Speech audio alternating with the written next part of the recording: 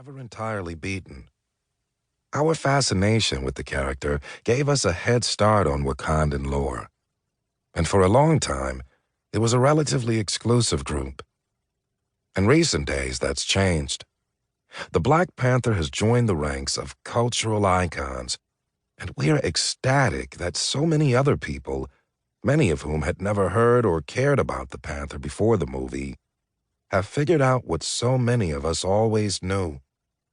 T'Challa is the man, and we are Wakandan. With the Panther's ascension, many of us found the courage to define for ourselves who our heroes would be, what they would look like, and what they represented, not only to us, but to the world.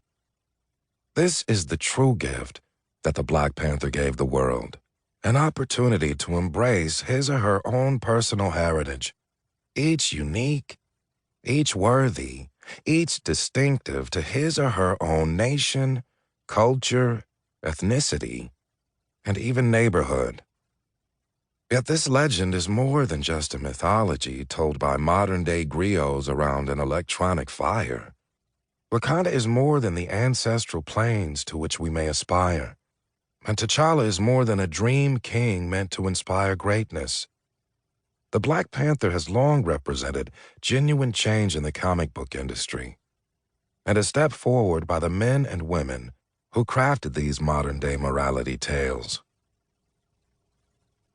When Stan Lee and Jack Kirby created T'Challa, Wakanda, and the Panther mythos, they weren't creating just another supporting character for a popular comic book series.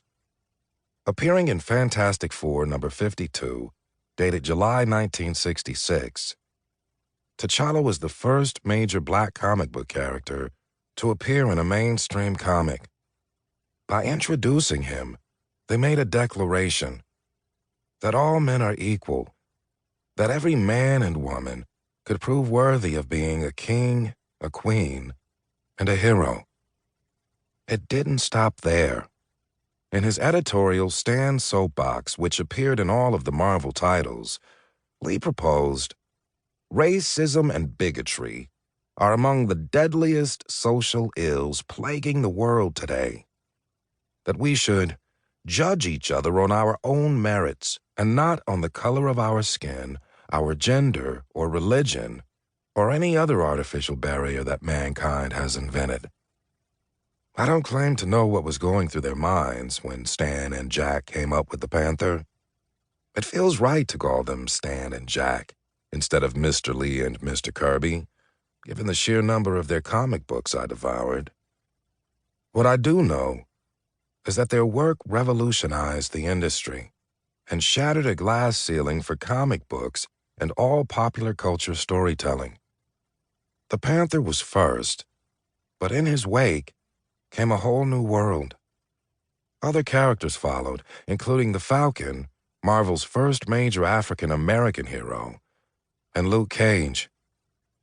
With the black comic book characters, there came another world-changing concept: black comic book writers and artists. They had existed before, as with the lauded artist Matt Baker of the 1940s and 1950s, and even George Harriman, creator of Crazy Cat. But few readers knew their ethnic origins. Suddenly, we discovered illustrators such as Billy Graham, who worked on both Black Panther and Luke Cage, Keith Pollard, Arvell Jones, and Ron Wilson. Black innovators became prominent in other media as well. There were Floyd Norman, an animator for Disney, and Martin R. Delaney, author of Blake, or The Huts of America, considered one of, if not the, father of African-American speculative fiction. Other such prose superstars have included the incomparable Octavia Butler, whose work opened the eyes of so many in my generation, Nalo Hopkinson, N.K. Jemisin, Tananarive Due, and Nikki Giovanni. Back in comics, innovation continued as Marvel brought on board a pioneering African-American editor, Christopher Priest, who went on to write the Black Panther series. The great Dwayne McDuffie, my own personal griot, and one of the first comic book writers I ever met, helped to found an entire